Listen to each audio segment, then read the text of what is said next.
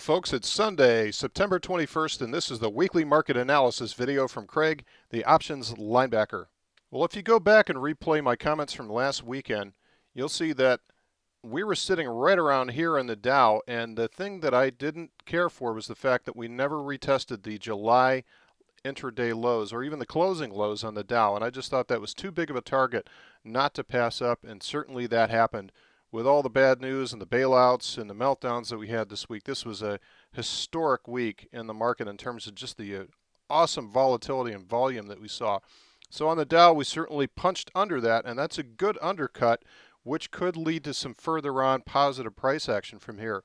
Now, as I look at the Russell 2000, notice how the Russell 2000 never got close to the July lows, and in fact these July lows didn't even come down to test the March lows. The Russell's heading higher, as we can see by this cross of the 250-day moving average, which in my book is a long-term buy signal, believe it or not. Now I'll come back to the Russell in a minute. First of all, let's look at the S&P 500. Here's the S&P 500 on the monthly and the weekly basis. So on the monthly basis, first of all, note that this bull market that we had from 2002 to 2007, the price is still hanging out right around the 38% retracement of this move from here up to here. So there's retracements at 23.6, 38%, 50%, etc. Now what the Dow theories guys like to see is that the price holds up above 50% to maintain this thing in a long-term uptrend. And so far it's done that. It's taken a nice deep undercut below there and closed well above that, still hanging out around the 38% retracement. So you'd have to say, just looking at this chart, it's still hanging in there, and that's really about all we can ask for it to do. However, the thing that intrigues me is this long-term trend line that we have here, which right now would put the price right around the 1050 area in the S&P. So we didn't get quite close to that. We got within about 80 points of that level. But something tells me that before this is all over with, that we're going to see a test at least of that trend line before we can get prices to go higher again. But that may take a number of months before we get down to that point. Now on the weekly chart, recall what I was saying over the last couple of weeks. We made a nice little bottom here off of July after this wicked downtrend that we had through the months of May and June. So the July bottom was set in, and look at this, we only bounced up about 100 points off of there.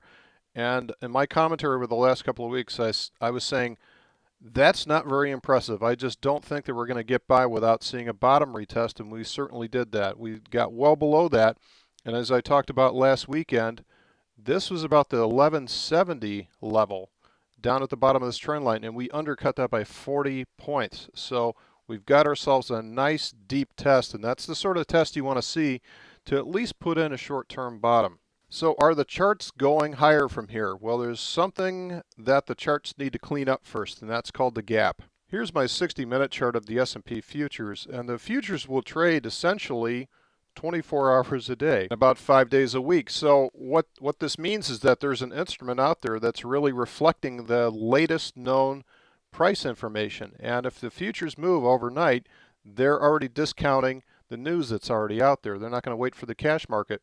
So the bottom line of that is you get these gaps that open up that reflect new information that's coming to the market. But notice how all these gaps always end up getting filled. I mean, it doesn't have to happen, but typically it does. Nature abhors a vacuum, and so does the market. So every time that there's one of these breakaway gaps, it usually comes down and gets filled again. You can see one here that was a breakaway gap to the downside, was filled on Friday. So now the bottom line is, look at this monster that we have here. There's a huge breakaway gap that we have from Thursday night's trading, or the end of Thursday's cash session, to Friday's open. So at some point this gap is going to get filled, and usually these occur sooner rather than later. And this is also consistent with the daily chart in the S&P 500. So what we've seen is when we have these bottoms put in and the price rockets off the bottom on short covering or whatever reason causes that, usually you'll get some little, that's quite a move. So you'll get some little follow through on here, and then what happens is another piece of bad news will come into the market and will cause the price to come down and retest this trend line from above. And if you just look at that price action alone, it looks like the price is rolling over for the next leg of the downtrend. And that's when, again, people say, you know what, I made it all the way through this, and I still held on to my long positions, but now I can't take it anymore. I quit, I fold, I'm going to cash in my positions. And that's usually when this chart will go straight up from there. It's a very common phenomenon. We can see it all over the place in the chart. So if you go back to January, as we were coming down off the January downtrend, we had the Martin Luther King Day, the Soc Gen bottom that was put in here. And so we got a little bit of traction off the bottom. And then look at this. We come back down again, and it looks like it's all over. But look what happened from there. It went straight up from there. And the same thing happens here off the Bear Stearns bottom. It looks like it's rallying up, and all of a sudden, straight back down again, and everybody quits. And look at this big white candle. These are the typical types of price action you see around these bottom breakouts. So in the meantime, what I see the S&P doing is maybe a little bit more follow through. We'll see what happens on that.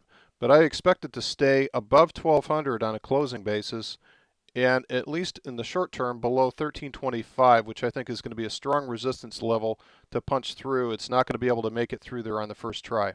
And here's the chart of the Russell 2000. Again, I've got the gap that's sitting here right above 720 on the Russell, and that's a monster gap that we've got there. So in the short term, what I see the price trading between, and this is a very nice descending trend line again, so I see the price jumping up here and coming back down to retest from above before eventually going higher. So for right now, I see the price kind of boxed in a little bit tighter. So just below 720 and up to about 763 is the short-term range. Now, if we do get above 760 on a closing basis, this thing could be off to the races.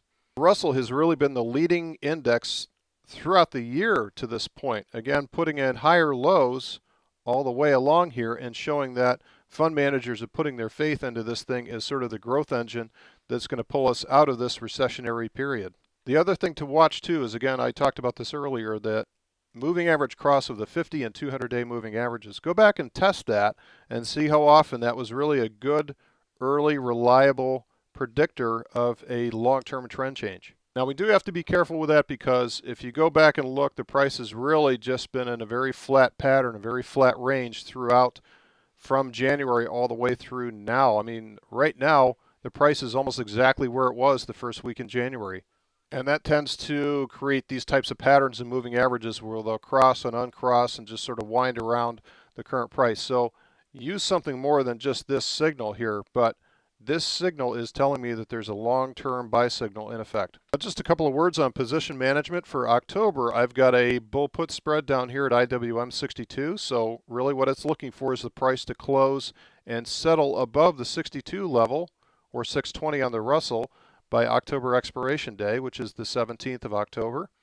So as long as that works out, and this is a bullish index, and I've got a bullish trade on this one, so far that's working out very nicely. This triangle here is my butterfly spread, which is a defensive spread that makes money as the price approaches that center strike.